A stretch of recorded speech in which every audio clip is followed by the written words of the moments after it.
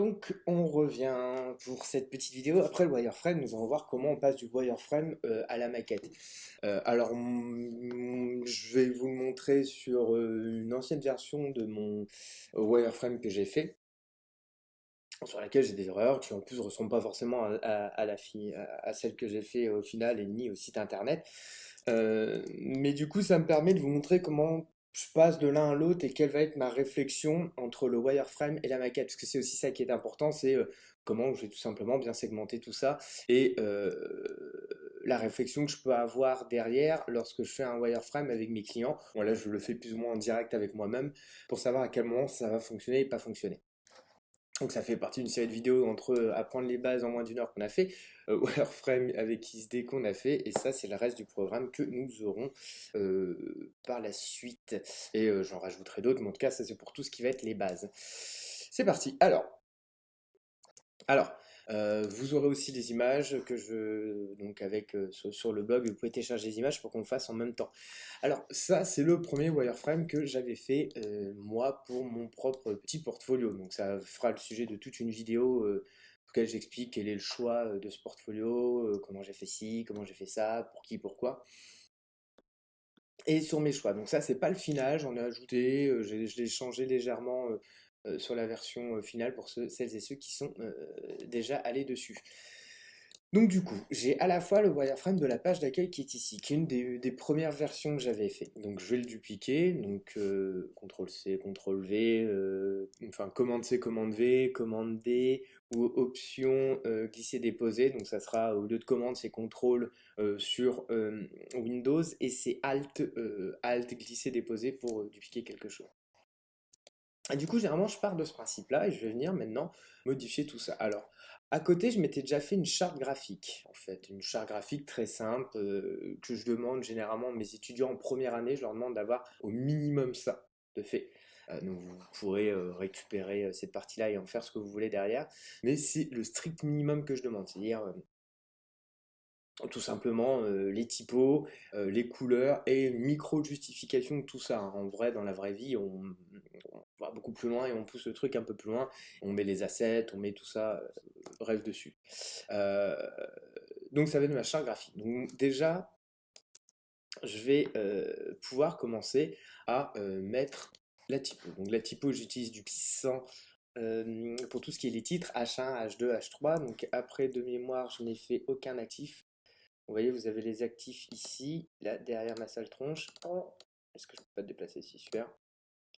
Bon, pour l'instant, je n'ai aucun actif. Alors moi, le but derrière, et c'est comme ça que je vais vous montrer la partie qui est importante, c'est comment je vais pouvoir créer des actifs, enfin ajouter des actifs. Je vais pas aller jusqu'aux composants, parce que ça va être le sujet d'une autre vidéo, mais comment je peux utiliser le minimum les actifs et les styles de caractère afin d'aller un peu plus vite et de tout simplement pouvoir, lorsque je vais faire les autres pages, gagner du temps. Déjà, moi, ce que je fais, c'est que tout ce qui va être mes couleurs, je vais déjà en créer des actifs. Donc ça, c'est parce que je les ai, si vous voulez, déjà mises dans tac, dans ma charte graphique. Donc je vais cliquer, je les ai toutes sélectionnées. Donc soit vous pouvez le faire une à une, tac. Donc là, j'appuie bien sur commande, tac, et je vais pouvoir l'ajouter. Et là, j'ai le code couleur. Je peux aussi double-cliquer dessus et l'appeler main pink, voilà. Alors moi je mets les noms en anglais pas seulement pour me la péter, c'est tout simplement parce que je bosse parfois avec des anglais, on utilise des langues anglophones, et c'est comme ça que je vais nommer mes classes après en intégration. J'ai mis main rose, voilà. Voilà, oui, non, franglais, tac, et voilà, et là je vais pouvoir mettre l'ensemble de mes couleurs. L'avantage de tout ça, et je le montre très rapidement pour celles et ceux qui n'ont pas vu les bases, et je crois que j'en parle sur les bases, mais j'en suis même pas forcément sûr, mais dans quel cas ça me permet de sélectionner un élément et de pouvoir directement lui attribuer en un cliquet ou ce que je veux, la couleur que j'ai choisie. Ce qui m'évite de devoir revenir ici, taper la couleur. Bon, vous me direz, j'ai la possibilité de venir le mettre, comme on avait vu dans la vidéo, tac, si je mets ça, de venir les ajouter aussi là, hein. Vous pouvez faire un doublé au cas où, par exemple, je sois sur ma partie des calques et que du coup j'ai la flemme de revenir lorsque je viens ici, bon, bah, j'ai juste qu'à cliquer et je peux les avoir aussi sous la main là, donc ça peut être aussi la possibilité de doubler tout ça. Si je préfère le faire par les actifs, c'est parce qu'une fois que j'ai normalement créé tous mes composants, mes styles de caractère, généralement je m'occupe pas trop de mes calques, à part une fois de temps en temps, voilà, lorsque j'ai créé un gros bloc pour venir ranger tout ça et bien nommer. Mais sinon, ça va être ici. Et aussi parce que sur ce bord-là, s'il y a des dégradés, je peux pas, en fait, les dégradés peuvent pas se mettre ici, je suis obligé de les avoir de l'autre côté. Donc, du coup, ça me permet de gagner un peu de temps. Donc là, on va, pour essayer de faire en sorte que la vidéo fasse pas 2 heures, parce que comme c'est une première page, généralement sur ma première page, je mets énormément de temps pour bien renommer tous mes styles de caractère, bien penser à tout. Là, le but, c'est que vous ayez grosso modo l'idée comment ça marche et de pouvoir le réutiliser après. Donc là, moi, je vais refaire ça. Ça, c'est mes différentes versions de gris que je vais utiliser et que je peux utiliser ici. Très bien. Donc ça, je ne sais pas encore de quelle couleur ça va être. Alors, on va partir au début. Donc, dès le début, moi, ce que je vais faire, c'est que je vais tout simplement commencer à intégrer les typos. Donc là, je sais que je veux du puissant. Donc, tac, et je vais aller ici. Et ça aura différentes versions. Il y a le bold. Moi, généralement, le régular, je le trouvais plutôt pas mal. Voilà.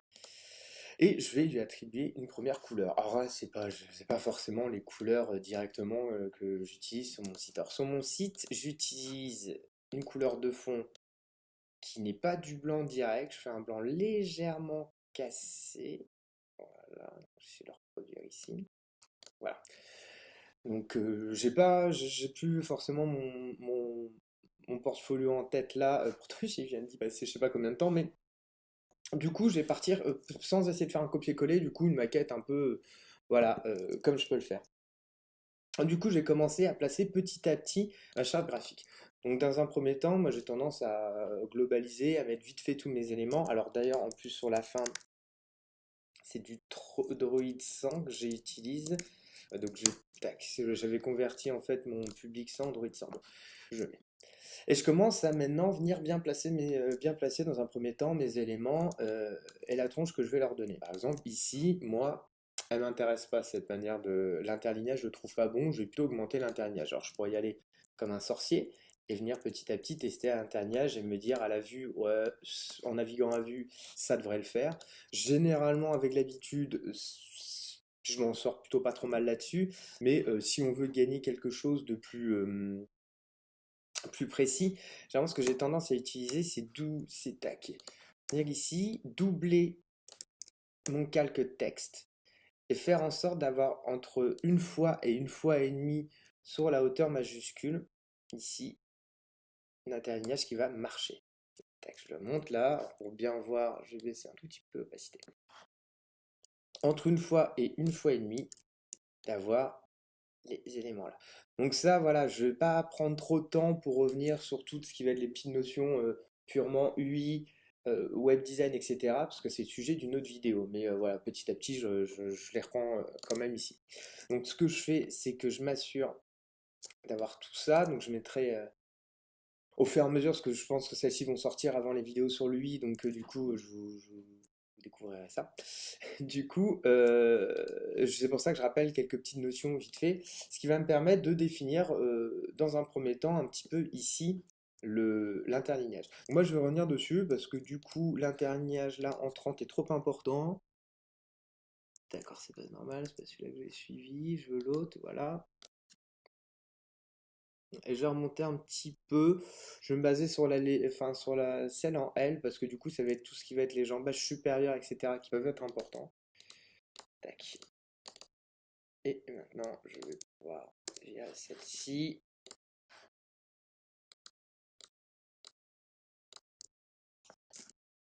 voilà.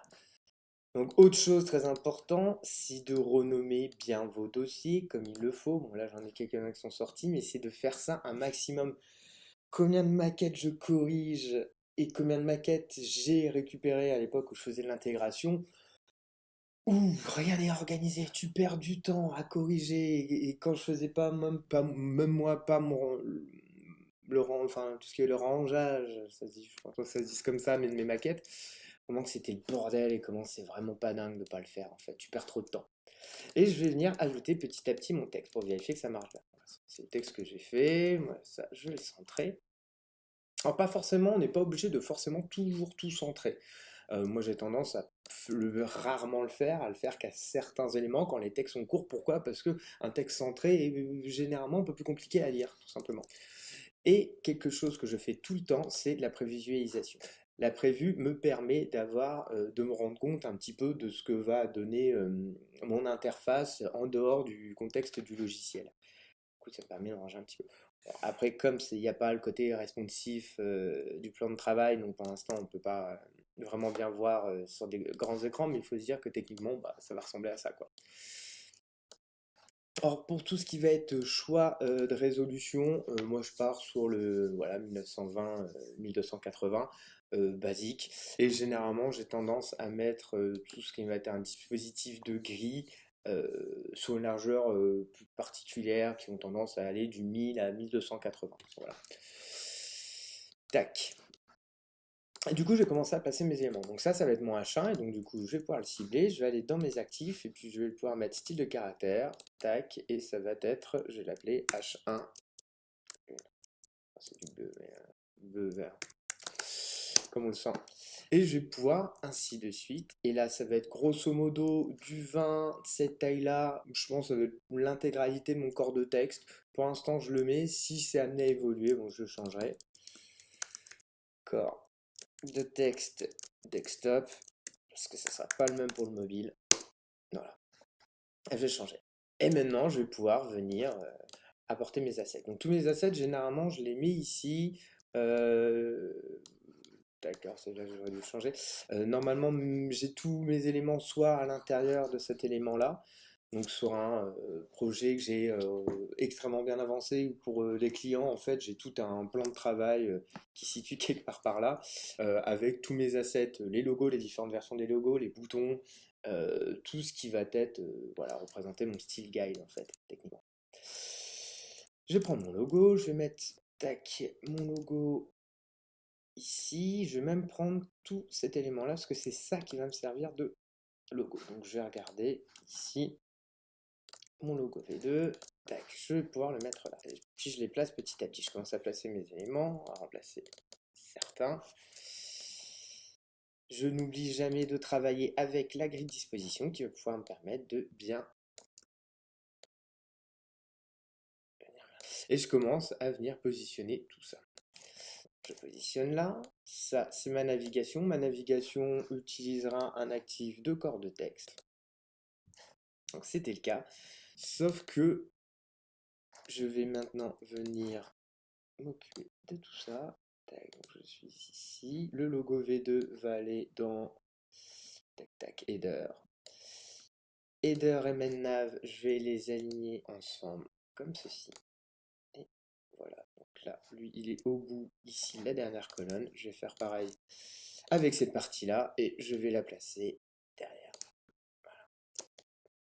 Et je vais pouvoir ainsi de suite venir placer tous mes éléments. Donc moi je vais les mettre en français. Bon, je reviens voir pour tout ce qui est les accents plus tard. Là c'est la portfolio, le blog, les contacts. Du coup je vais juste vérifier que tous ces éléments-là soient bien répartis ici, c'est-à-dire qu'ils aient le même espace là, là et là. Du coup j'utilise mes éléments de répartition. Là je vois à l'œil que c'est pas le cas. Et voilà, je peux les placer. Si je me dis que finalement c'est encore un peu serré et que ça va pas être super pratique pour m'en servir, je vais venir décaler ça légèrement. Surtout que je sais d'ores et déjà qu'il y a une petite option que je vais changer. Le but, moi, de mon portfolio, c'est déjà de faire une centrale où on va pouvoir retrouver tous les documents pour mes étudiants, mes étudiantes, etc. Éventuellement, voilà, j'ai déjà des clients, mais éventuellement trouver un nouveau travail ou autre chose. Bref. Ça, je reviendrai vraiment dessus dans une partie sur le portfolio pour aider les gens à faire tout ça. Mais un des trucs quand même plutôt principal, c'est de me faire contacter. Le but est quand même d'avoir du contact avec des gens. Et donc du coup, je vais insister sur cette partie contact, de ne pas laisser le mot contact tout seul ici, et je vais venir du coup en faire un bouton cliquable, une sorte de call to action qui va avoir tendance à plus inciter les gens à venir cliquer tout simplement ici. Donc je viens ici, je vais placer la couleur dans mes actifs. J'enlève la bordure parce que je déteste les bordures, je trouve ça vraiment pas terrible. Et je vais arrondir les bords. D'accord, je vais le faire tout d'un coup. Alors, j'ai tendance à arrondir des bords pour tous les boutons. Je trouve que c'est un peu plus classe. Ça, pareil, je pense que je ferai une formation, une vidéo spéciale UI design où je mettrai toutes les petites astuces que j'utilise, les trucs que je trouve plus convenables visuellement et les petites astuces dont je me sers, notamment pour bah, comment faire un bon bouton, hein. Donc, techniquement, je reprends la même chose que le truc d'avant, c'est-à-dire que je vais le mettre une fois au-dessus, une fois en dessous, une fois à chaque fois sur les côtés, tac, sur la hauteur majuscule, tac, et voilà, ce qui va me permettre moi maintenant de faire un bouton, voilà. Et à l'exception sur le côté, moi je vais le faire une fois et demie à deux fois, je vais le faire deux fois, puis on va voir si c'est pas un peu too much. Parce que un bouton, pour moi, je préfère quand il est plus large que haut. Donc ça ressemble plus à un bouton, voilà, tout simplement. En vérité, là je le fais un peu à l'arrache, vous avez des techniques extrêmement précises en utilisant le nombre d'or, etc., qui vont vous permettre tout simplement d'avoir les dimensions précises de tout ça. Donc du coup, ici, moi, je me permets de faire quelque chose comme ça. Alors, je vais ensuite venir calculer la distance entre ça et ça. Donc, je ne le calcule pas, j'utilise tout simplement mes indicateurs XD. Donc, je regarde un des éléments blog, tu es à 67 pixels de portfolio, et du coup, je vais pouvoir sélectionner tout ça. Tac, et lui dire, ok, tu as 37 pixels, alors je vais être à 67, donc je sélectionne tout et je vais me décaler du coup de 30 pixels. Donc si je garde Shift enfoncé et que j'utilise les flèches multidirectionnelles, je vais me déplacer de 10 pixels en 10 pixels. Donc je vais faire 1, 2, 3. Un peu plus du coup. Non, 3, ça va être ça. Ah, 67, 67, 66. C'est possible que vous soyez comme quand vous répartissez en utilisant ça les éléments. Voilà, comme il compte pas les demi-pixels, il va vous mettre directement sur un pixel entier. Donc c'est pas impossible que vous ayez une petite erreur d'un pixel à droite, à gauche. Donc voilà. Et là, à partir de là, je vais pouvoir tout simplement avoir le début de mon interface qui va se monter petit à petit. Donc du coup, j'ai ça, très bien, et je vais pouvoir continuer. Donc si je continue, moi là-dessus, je trouve que ça manquait un petit peu, donc je suis venu apporter certains éléments visuels. Alors normalement, dans mon wireframe, j'aurais dû l'avoir indiqué par, je sais pas, ça, je crois que je me suis, oui, ça, je me suis servi d'aucune banque déjà faite comme dans l'exemple précédent. J'avais un peu tout fait à la main, je ne devais pas avoir accès à Internet à ce moment-là, je devais être dans le train, donc du coup, j'avais pas la banque. Et j'aurais dû indiquer ici que je voulais un petit élément visuel, voilà, dans le wireframe. Et sûr, bien aligné. Et donc du coup, cet élément, c'est tac tac, c'est ici, c'est des éléments illustratifs que moi du coup j'ai dessinés, qui sont des éclairs. Alors, je vais les mettre ici. Tac, ils sont grands, ils sont en PNG, c'est des éléments vectoriels que j'ai fait là. Et que je vais pouvoir placer. Donc j'ai ces deux éléments qui n'en forment, non, j'en ai un là et l'autre il est. En plus de travaux. Et l'autre est. Dans le front. J'ai l'impression qu'il marche. J'ai peut-être les deux en même temps. Alors, attends, j'ai l'impression qu'il y a un petit bisbille. Tac, je vais les importer un à un. Tac, toi. Ici, t'es là. Ok, très bien. Tu t'importes là. Je passe d'un logiciel à l'autre. Un peu chiant. Paf. Ah d'accord, là. Ouf, voilà. On va finir par y arriver. Donc j'ai mes deux éléments qui sont ici. Je vais les mettre en groupe. Tac. Et je vais appeler icône flash. Voilà. Là, on est toujours dans la partie courte description. Tac. C'est plus teaser. Alors, je vais juste mettre mes éléments ici. Je vais organiser ça, c'est juste que je me suis foutu le bordel ici, j'ai pas bien rangé, mais du coup, moi, ce que j'aime bien avoir, c'est mes dossiers qui sont rangés dans l'ordre de la page. Parce que du coup, je vais respecter plus ou moins, si vous voulez, une sémantique, HTML, bref, qui me permet, en gros, grosso modo, voilà, le haut de la page, ce sont le haut des éléments, parce qu'on va lire tout simplement de haut vers le bas. Et en plus, je vais les nommer de telle manière à pouvoir retrouver peu ou prou des noms de mes, comment dire, de mes classes CSS que j'utiliserai par la suite. Donc, courte description, on est là. Icon flash, je vais pouvoir l'ajouter. Pour tout ce qui est détail, c'est assez un peu à l'œil. Je regarde ce qui me convient le mieux. Voilà, je pense qu'on est pas mal. Il ne faut pas que ce soit trop grand. Généralement, on a tendance à mettre des éléments extrêmement larges, extrêmement grands, extrêmement importants. Du coup, moi j'ai plutôt tendance à dire, et ça c'est une erreur qu'on fait très rapidement dès le début, il faut à la fois que ce soit ni trop petit ni trop grand, il faut que ce soit d'une architecture visuelle intéressante à regarder, et surtout qui ne gêne pas euh, le regard, qui ne gêne pas la perception, et qui soit agréable à l'œil. Donc il faut que toutes les proportions soient gardées, il ne faut pas que vous ayez des éléments très petits et des éléments très grands. Faut que vous ayez voilà, une sorte de différence entre chacun de ces éléments qui puisse être logique, qui ne fasse pas comme si on traversait un océan. Il faut que ce soit une petite rivière que vous devez traverser entre le plus petit des éléments et le plus grand. Et surtout, il faut que ce soit des tailles logiques.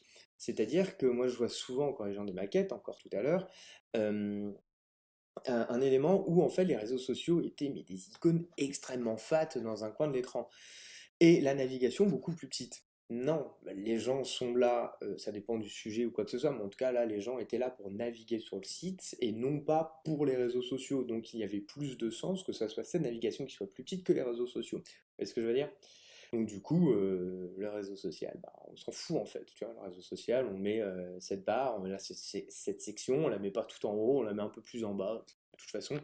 Surtout qu'il y a un risque, c'est que les gens aillent sur la page Facebook, s'inscrivent et ne retournent pas sur votre site en disant les infos, je vais voir ça sur les pages Facebook. L'algorithme des pages Facebook n'est pas toujours quelque chose de très bon en votre faveur.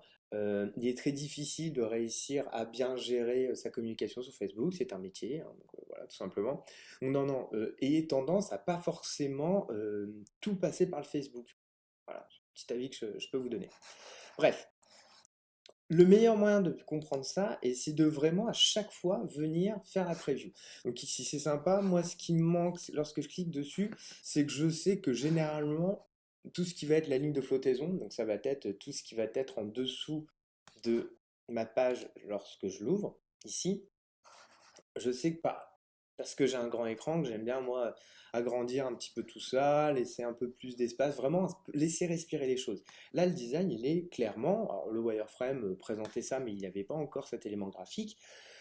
Ça sert de trop. Moi, je veux plutôt laisser un peu plus de place. Donc, du coup, ce que je vais faire, c'est que tout ce bloc-là, donc toute la section homme et tout ce qui est en dessous, parce que ça va avoir un impact sur tout ce qui est en dessous, et c'est aussi l'avantage d'avoir à bien ranger le truc, c'est là que j'ai pas bien rangé. Voilà. C'est que je vais pouvoir tout descendre d'un coup. Je vais pouvoir tout descendre pour laisser voilà, un peu de respiration. Mais il y a une chose qui est importante. Alors, voilà, on pourrait revenir dessus et en discuter parce qu'avec les différentes résolutions, les différentes tailles d'écran qu'on a, bon, c'est pas toujours euh, les choses qui sont de moins en moins vraies, mais par exemple, notamment cette histoire de ligne de flottaison, moi j'ai tendance toujours à avoir laissé un petit élément au-dessus de la ligne de flottaison pour indiquer aux utilisateurs et utilisatrices qu'il y a quelque chose en dessous et qu'il faut aller le découvrir, qu'il faut aller le chercher. Et généralement, ça peut être un nom de section, ça peut être une image, ça peut être une amorce d'une image, ça peut être quelque chose. Euh, L'autre solution, c'est de rien avoir sur la ligne de flottaison, d'avoir en dessous et de mettre un petit anime qui dit scroller ou quelque chose comme ça. Moi, j'avoue que j'ai plutôt tendance à voir laisser une amorce parce que scroller, déjà, on le voit un peu tout le temps, tout simplement. Et surtout, l'autre point que moi, pour le coup, je trouve négatif, c'est que on ne sait pas vers quoi on scrolle. Là, on sait que les gens, ils savent qu'ils vont aller voir les travaux. Sur un portfolio, je pense que c'est important. Avant de partir à cet élément-là, il y a quelque chose aussi. Ce que je vais faire, moi, c'est que les éléments importants de cette courte description, je vais les mettre en gras. Donc ça, pareil, c'est quelque chose sur lequel je reviendrai. Interface. Quelque chose sur lequel je reviendrai sur le cours un peu d'UI, les bonnes pratiques en UI. Euh, c'est de donner du relief en fait. C'est qu'un texte plat, tout plat, avec la même typo. Bon, euh, moi, ce que je veux, c'est que les gens, quand ils arrivent sur mon portfolio, sans avoir à se farcir la tartine de texte que j'ai envie de filer, ils puissent en transversal, si vous voulez, lire mon contenu. Et c'est ce que je fais quand je prends des articles le matin, que j'ai je sais pas combien d'onglets d'ouvert.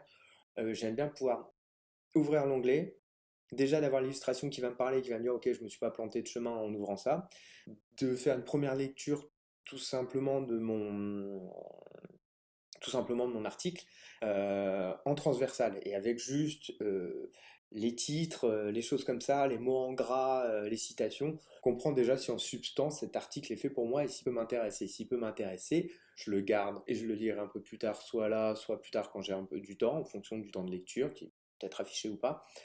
Euh, ou alors, ou alors, comment dire, je switch tout simplement, je ferme l'onglet. Il y a tellement d'articles à lire que j'ai pas le temps de les lire tous les jours. Donc, je vais pas vous faire l'intégralité de l'interface, hein, vous aurez compris comment je passe de l'un à l'autre. On va aller jusqu'à cette partie-là, tout simplement. Et je vais continuer ainsi. Donc là, je vais partir pareil, je suis sur du 100 tranquillement. Là, je suis sur du 60. Là, j'ai réduit un petit peu les tailles, tout simplement parce que je vais être sur du H2. Voilà, donc déjà là je vais mettre mes tailles, ce qui va me permettre moi d'en sortir complètement un style guide qui va pouvoir être utile pour l'intégration, ça c'est encore une autre histoire. Euh, donc je retourne sur mes actifs, je vais cliquer ici, je vais d'abord lui choisir une petite couleur et je vais lui choisir une couleur. Voilà, donc toutes les grosses sections, je vais utiliser cette couleur là et donc du coup je vais mettre H2 pink. Tac. H2 pink, étude de cas. Et sur l'élément, quand j'ai fait mon portfolio, je me suis dit, ok, tu mets machin, étude de cas, mais ça serait bien de pouvoir en fait introduire tout simplement ce dont tu es en train de parler. Et du coup, c'est là où je me rends compte parfois, donc à plusieurs étapes de wireframe, on se dit, bah, on mettrait bien un petit texte ici, explicatif, replacer quelques mots-clés, informer davantage les gens sur ce qu'ils vont trouver ensuite. Du coup, moi j'avoue que pour cette version portfolio, j'avais vite fait les trucs en tête, je m'étais déjà fait tous les retours sur dans mon petit carnet, j'avais fait voilà, mes retours écrits sur ce qu'il fallait que je change, et je l'ai changé après directement euh, au moment de l'intégration. Donc c'est pas la manière la plus propre de le faire, mais techniquement ça marche, j'ai pas perdu de temps, mais aussi je me suis permis surtout de le faire parce que c'est mon portfolio. Donc du coup, je vais descendre tous ces éléments-là. Tac, je vais aussi retirer étude de cas et je vais descendre tout ça. Donc tous les raccourcis ici, c'est des raccourcis classiques de bureautique. J'en reviens pas dessus à chaque fois, mais voilà, si je veux sélectionner tous mes éléments, j'en sélectionne un, je vais jusqu'à celui que je veux sélectionner en appuyant sur Shift et je prends et c'est bien. Je vais utiliser option, non, je vais utiliser tac, ce que je fais instinctivement. Donc du coup, à chaque fois, je me pose la question. Lorsque je veux en enlever un dans une sélection, en sélectionner plusieurs qui sont pas forcément à la chaîne, vous utilisez commande ou contrôle. Voilà. Et ça me permet de faire quelque chose comme ça. Là, moi, ce que je veux, c'est mettre ça et mettre ce texte-là. C'est pour section. Tac. Voilà. Et du coup, je vais venir la coller ici. Voilà. Je vais venir agrandir la zone de texte. Moi, je veux pas que ça soit méga trop grand. Je veux que la lecture du texte puisse se faire d'une manière convenable. Ici, j'ai pas énormément de texte, donc je vais pas aligner sur l'intégralité, si tu veux, de mon conteneur là. Donc du coup, je vais respecter à peu près à la moitié. C'est un nombre de caractères qui me paraît convenable pour la lecture et donc qui ne me posera pas trop de problèmes. Donc je viens mettre ce texte-là, je viens chercher dans mes actifs et je viens lui attribuer tout simplement le corps de texte. Et vous voyez, je récupère complètement le style de ce corps de texte. Euh, à ceci près ici que voilà, bon, là j'ai sauté avec un espace. Ce que je vais vouloir faire, c'est mettre en avant ça. Tac. Et le mettre en bold. Donc là, je pourrais décider autre chose. Je pourrais aussi décider en dupliquant ici. Vous voyez, il va me rajouter une version de cet élément-là. C'est-à-dire, il va me rajouter, il a vu que du coup, ce calque de texte, il est venu m'ajouter un actif. Donc, il m'en a ajouté qu'un seul parce que techniquement, il y a deux styles différents. Il y en a un qui est en regular et un qui est en bold. Bon, le regular, il l'avait déjà. Donc, du coup, je peux venir ici et je mets corps de texte gras. Alors, vous mettez d'autres noms. Si vous avez un plus petit écran et que vous ne pouvez pas avoir tout ce qui est ici, vous mettez des abrégés. Ça m'arrive souvent d'utiliser des abrégés. Tac.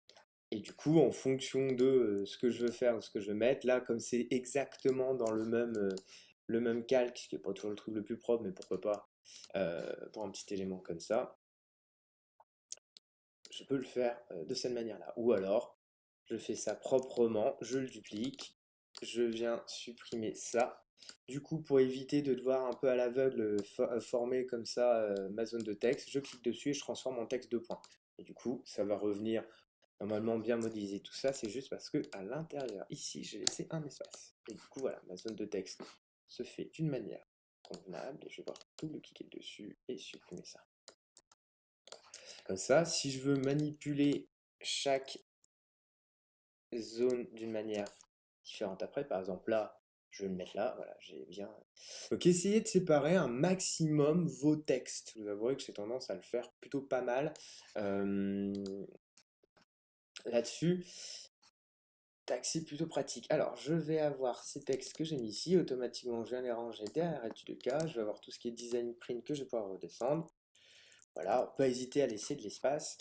Autre chose importante, c'est de venir utiliser ce que j'appelle des blancs tournants, en fait, tout simplement, entre vos éléments, qui soient réguliers. Par exemple, avant de placer ça n'importe comment, je suis venu ici, voilà, 30. Donc je suis à 30 pixels de ce bloc-là. Celui-là, je vais être, alors vous allez voir que du coup, c'est tronqué un petit peu par l'espace qui est ici. Ah, donc après, déjà, ça vous habitue pour l'intégration. Et c'est toujours avoir, si vous voulez, les mêmes espaces entre vos textes. 15, et par exemple, un chiffre rond. 13, 14, c'est un peu chiant. Donc, du coup, 15, c'est plus facile à retenir. Donc, du coup, je vais pouvoir le mettre ici. Je vais pouvoir l'aligner, tac, lui en particulier sur ma grille. Voilà. Pour séparer tout ça, je vais venir ajouter plein de petits détails graphiques. Généralement, ce que je fais, c'est que j'importe l'intégralité de mon contenu, je vais assez vite, boum, boum, boum, je mets mes assets, et puis ensuite, je vais importer toute la petite douceur derrière. Comme je veux que la vidéo dure pas trop longtemps, parce qu'elle est déjà... On est déjà bientôt à 30 minutes. Le but, c'est que vous puissiez vous finir, en fait, tout simplement, ce document par la suite. Je vais quand même dès maintenant vous montrer ce que j'ajoute par exemple comme petit élément graphique qui va me permettre à la fois de faire un apport optimisation graphique si vous voulez de mon design et en même temps d'éviter que ça soit trop plat. Par exemple pour ce genre de secteur, ce que j'utilise c'est tout simplement une petite ligne qui va rajouter une pointe de couleur. Ajouter, tac. Donc elle est pas simplement trop, c'est peut-être un peu abusé, quoique non, et puis je vais en mettre des bords arrondis comme pour mes boutons. Alors,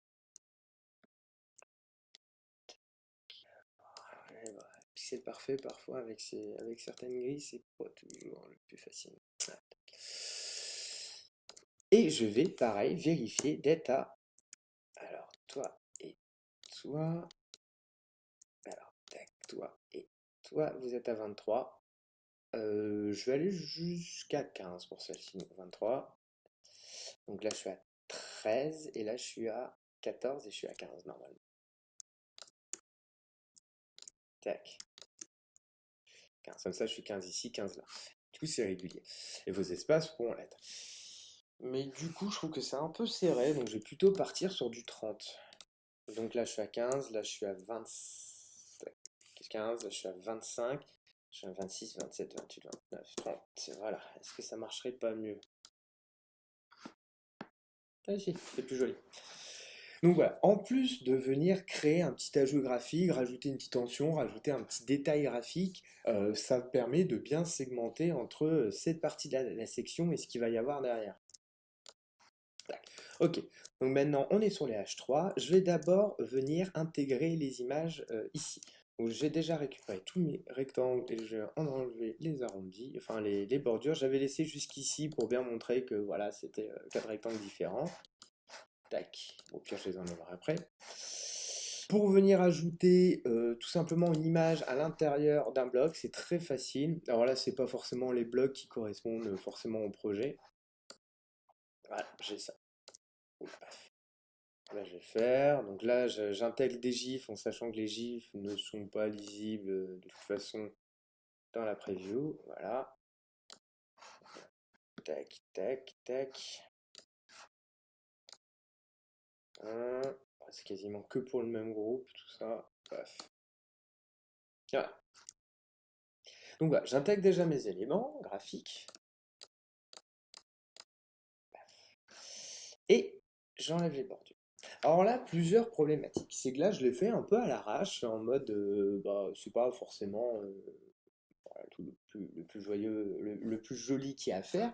Et surtout, vous voyez, pour chacun de ces éléments-là, j'ai ajouté un titre, j'ai ajouté des spécificités, j'ai ajouté tous ces éléments-là. Et du coup, ça fait énormément de calques. Or qu'en fait, ce que je pourrais faire, c'est utiliser ce qu'on avait vu normalement dans la vidéo dessus. J'ai toujours normalement parce que du coup, j'aurais potentiellement, comme la première vidéo que j'ai faite pour mes étudiants datée de décembre, j'aurais potentiellement pu oublier de l'ajouter. Ce que je vais faire, c'est me servir de la grille de répétition ici, histoire comme ça, je crée une première fois un asset, si vous voulez, je crée une première fois un objet et je vais pouvoir dupliquer et du coup apporter des changements directement derrière.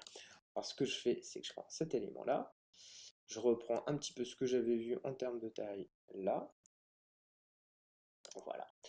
À l'intérieur, je sais que je vais poser mon image. Donc, je vais disposer ici mon image. Donc là, je vais déjà créer un groupe à l'intérieur avec les items. Ça, je l'appelle. Voilà, item, bam, voilà. Donc à l'intérieur, j'ai ce rectangle-là. Ce que je vais en faire, c'est que je vais un copier-coller. Alors pourquoi le copier-coller? On le verra après. Et pour l'instant, ce copier-coller, je vais le cacher. Je vais avoir ensuite ici un titre. Nom du projet. Pour l'instant, je le mets là un petit peu. Ce que j'essaie de faire, moi, généralement, c'est de faire en sorte, pareil, d'avoir des espaces et des blancs tournants assez logiques sur chacun de ces éléments-là. Après, la problématique toujours que j'ai avec Adobe XD, c'est tous ces espèces d'espaces qui tronquent un petit peu ta vision des choses. Donc, parfois, j'avoue que je fais un peu plus à l'œil, sachant qu'après, dans l'intégration, je vais être plus précis. Et lorsque je fais un export pour euh, les gens avec qui je vais travailler, je fais généralement un truc un peu plus précis aussi. Quelque chose comme ça. Bon. Et je vais avoir ensuite. Qu'est-ce que je vais ajouter ici? Je vais avoir un texte avec, bon, en gros, les compétences, en fait, les compétences qui sont mises en avant ici. Pour l'instant, lui, je vais lui mettre un asset de corps en gras et je vais créer un bouton pour lire la suite. Paf, donc là, ça va m'ajouter un bouton dans le truc avec un texte. Donc le texte, je ne vais pas m'embêter, je vais faire un copier-coller que je vais mettre ici. Tac, que je viendrai placer après. Ça, lui, je vais l'appeler BTN. Ok. Maintenant que j'ai créé cet élément-là, ce que je vais faire, c'est que je vais utiliser la grille de répétition. La grille de répétition, c'est cet outil qui est là. Et du coup, je vais pouvoir appuyer dessus. Et, voilà.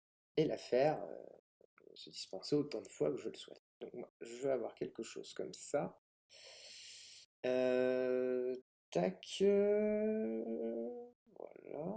Et pareil en bas. Voilà. Quelque chose comme ça.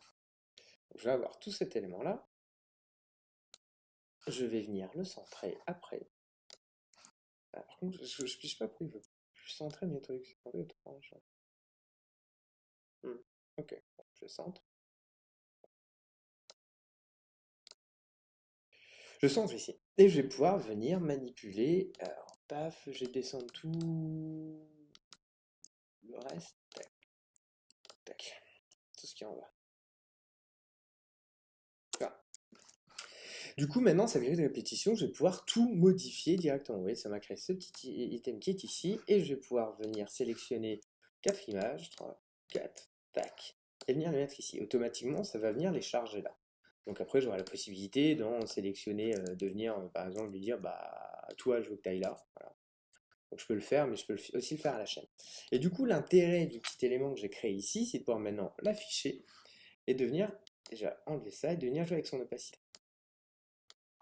C'est l'autre que j'enlève, tac, c'est lui sur lequel je clique, et de venir enlever son opacité. Son opacité, pourquoi? Parce que du coup, ça va me permettre de me faire un filtre qui va permettre tout simplement de rendre visible tout ce qu'il va y avoir ici, derrière. La problématique, et ça je le vois plein de fois, et je reviendrai dessus sur tout ce qui va être lui pour les débutants et débutantes, la problématique, c'est que un grand nombre de fois, encore aujourd'hui, vous pouvez corriger une maquette, c'est que je vois des trucs qui sont pas centrés, qui sont pas bien placés, des menus qui sont un peu par là, des bouts de texte qui sont mis un peu n'importe comment, qui respectent pas la grille. Et généralement, si tu calcules que si tu recentres tout, en fait, il y a un problème de loi de Chastat entre le fond et la forme, et tout simplement, il n'y a pas un contraste suffisant. C'est-à-dire que par exemple, tac, si je viens là, tac, et que je retire les qui sont ici, là on est du gris, on est du foncé sur du foncé, et du coup c'est pas visible. Et donc du coup ce qui se pose un peu problème, mais ce qu'il faut calculer c'est que c'est pas à, comment dire, c'est pas à notre contenu textuel ou informatif de venir se caler sur ces notions-là. C'est l'image de fond qui doit soit s'adapter, soit on doit trouver une solution là-dessus. Tu peux pas placer ton menu, décaler tout ton menu pour dire bon bah voilà, parce que si je le cale, si je le mets bien au centre comme il faut, du coup avec l'image on voit pas. Non, bah dans ce cas tu changes ton image en fait. C'est aussi simple que ça. Et ça, c'est des erreurs que je retrouve énormément et qui me font enrager un petit peu en chaque fois parce que c'est pas logique en fait de faire comme ça. Sachez-le. Donc du coup, vais pouvoir venir ici. Ce que vous pouvez constater, c'est qu'avec les grilles de répétition, j'ai la possibilité de revenir changer du coup, paf, très facilement l'ensemble de tous ces éléments-là. Quand je modifie sur à un endroit, ça modifie sur l'autre. Et je vais avoir la possibilité ensuite de venir dire, bah, voilà, les nommer un peu comme je veux, de venir faire ce qu'on appelle des overrides. Voilà.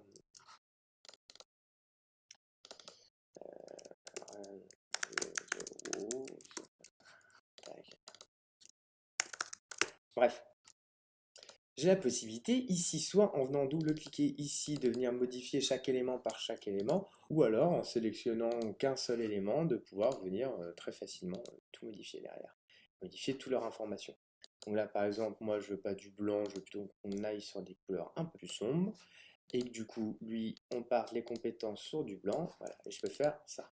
Et le blanc, moi je veux pas que ce soit en bold, je veux qu'on utilise un actif de texte classique. Voilà, donc ça prend aussi les couleurs, il faut que je le revienne. Et en fait, même là, je trouve que ça mériterait d'être un peu plus petit parce que et du coup, je peux modifier en mettant peut-être pas 10, un 16, je pense. Très bien. Et je peux l'appeler ici et appeler ça tag projet tag work. Et je peux venir mettre tous les éléments sur lesquels j'ai participé là-dessus. Voilà, vous pouvez faire rapidement votre portfolio comme ça. Et donc du coup, vous pouvez changer à l'appel tous les éléments extrêmement facilement. Ici, je vais lui mettre une couleur, on va tester ça, ouais. Pas forcément convaincu, mais là le but c'est que vous compreniez comment on intègre une maquette et vous avez quand même quelques pistes sur ce qui est agréable à l'œil. Compétences, compétences. Le bouton, c'est parce que je suis dans le bouton. Voilà, paf. Ouais, quand c'est bien rangé, ça fait plaisir. Je peux faire quelque chose comme ça, même comme ça. Donc ça va pas être très visible. Comme ça sera très bien. Et lui, en l'occurrence, je vais lui mettre un actif. Donc du coup, il va falloir que je rechange la couleur. Quoique non, ça a marché. Je vais quand même le mettre plus en noir pour que ça soit plus visible. Et donc du coup, non, je vais pas le faire en noir comme ça, je vais utiliser ce que j'ai ici. Et je vais appeler ça la suite. Tac. Et je duplique partout. Alors si j'avais créé de ça un symbole, j'aurais pas besoin de faire ça. Si j'aurais créé une fois un symbole et ça serait venu changer tout ce que je lis à chaque fois. Allez, tac.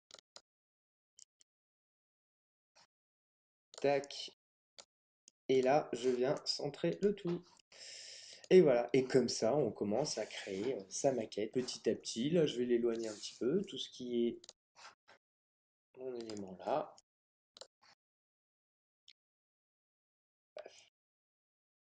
Et puis je vais regarder en sélectionnant lui. Ouais, je suis à 63, je veux pas forcément 63, donc je vais faire 60, c'est très bien. Voilà. C'est 2 fois 30, donc c'est 2 fois l'espace que j'ai ici, que j'ai là et là, ce qui laisse vraiment de l'espace, de la respiration sur les sections. Et là, pareil, il faut que j'ai un espace régulier, le même ici, et je vais mettre le même ici et ici. Et pareil, et là on travaille tous les espaces. En fait, on ne se contente pas de juste jeter nos éléments dessus. C'est un vrai calcul en fait, c'est une vraie vision. Là, je suis à 14, on va arriver là à 15. Là, t'es à 14, on va aller là à 15. Du coup, lui, on va venir le cadrer. Et là, je suis à combien? Je suis à 20. Là, je suis à combien? Je suis à 9. Donc, du coup, je prends les deux. Tac. Je prends les deux qui sont là, je prends tout le bouton. Là, je suis à 10 et là, je suis à 20. Voilà. Et du coup, j'ai à peu près la même chose. Ici, c'est peut-être. Je suis à 8, mais bon, on est tronqué par ça, donc c'est un peu. Voilà. Mais du coup, vous avez la possibilité, comme ça, de créer des éléments, de revenir dessus. Comme ça, je sais qu'instinctivement, je reviendrai sur ça. Je trouve que c'est un peu serré, donc je redécalerai. Je suis à 15, j'essaierai 20 de chaque côté. Du coup, j'ai tendance à faire ça. Donc, 1, 2, 3, 4, 5. Et faire pareil pour ça. Tac. 1, 2, 3, 4, 5. Je trouve que c'est vachement plus agréable et plus joli visuellement d'avoir quelque chose comme ça. Donc voilà, petit à petit, vous transformez votre wireframe en maquette. Voilà, là on a fait qu'un petit bout, vous voyez que ça prend du temps. Après, j'explique en même temps, j'aurai un peu tout ça à faire. Et c'est pas pour rien que ce métier-là, ben voilà, c'est un vrai métier, qu'il faut prendre du temps, c'est de la patience là-dessus, et c'est plein de notions, vous voyez. Et rien, s'il faut. En gros, en bref, si on doit résumer certaines choses, il faut faire attention à votre couleur, votre gestion de tout ça, le fait que ce soit important de faire un wireframe et de pouvoir passer petit à petit vers une autre. Là, pareil, je suis pas ultra convaincu par mon menu, c'est quand même un des éléments les plus importants, la navigation, il n'est pas supra mis en avant. Peut-être qu'il me suffirait, tac, et wireframe, ça permet de conceptualiser le truc, mais tac, rien ne nous empêche ici de venir après l'autre partie du métier, c'est de venir tout simplement améliorer tout ça. Et c'est la différence entre tout ce qui va être l'UX, l'UI et ce genre de choses. Alors, je simplifie grandement, hein, l'UX, c'est des méthodologies, c'est des choses à mettre en place. Mais l'UI, c'est ça, c'est cette partie du coup un peu plus graphique, qui vont peut-être plus plaire à certaines personnes. Et on peut toujours revenir dessus. Là, si je dois revenir dessus, je recorrigerai ça, je recentrerai ça, c'est pas super bien centré, vous voyez, j'ai l'impression vraiment juste visuellement là, plus proche ici que là. Après, notre œil nous trompe parfois sur certaines choses, donc voilà. Et du coup, je reviendrai dessus plusieurs fois, ce qui m'a permis, in fine, d'obtenir en fait le résultat du portfolio qui est dans le en description et qui vous permettra du coup de voilà, de voir à peu près la suite de la maquette et tout le détail qui a été apporté. Je ferai une vidéo où je détaillerai un peu le choix du portfolio, pourquoi ci, pourquoi ça, pourquoi cette interface, pourquoi tel bouton à tel endroit, parce que je pense que c'est important aussi le placement des boutons et cette architecture. Voilà, désolé, je suis un peu fatigué parce que du coup je fais plein de vidéos à la chaîne pour pallier à ce confinement et pour que vous, mes étudiants, pour qui sont principalement faites ces vidéos, puissent les avoir rapidement. Voilà. Si vous avez des questions, n'hésitez pas à me les laisser, des remarques, n'hésitez pas à les laisser, je suis qu'un être humain, je peux me planter ou avoir fait des petites approximations ou parfois des raccourcis malheureux qui pourraient tromper certaines choses. Vous retrouverez sur le blog, dont l'adresse est en description, l'ensemble des éléments ici, et ça vous permettra de continuer la maquette. N'hésitez pas à m'envoyer la maquette quand elle est finie, pour que j'essaie de prendre le temps de faire vos retours. Voilà, si j'en ai 2 3 je le ferai sûr. Si j'en ai 15, 20, 30, ça va être un peu plus compliqué de prendre le temps de faire du retour par tout le monde. Dans quel cas, j'en prendrai une et qui s'approchera plus proche de la réussite, et je filerai enfin, peut-être une vidéo avec tous les exemples qui ont déjà été faits. Une sorte de grande correction collégiale.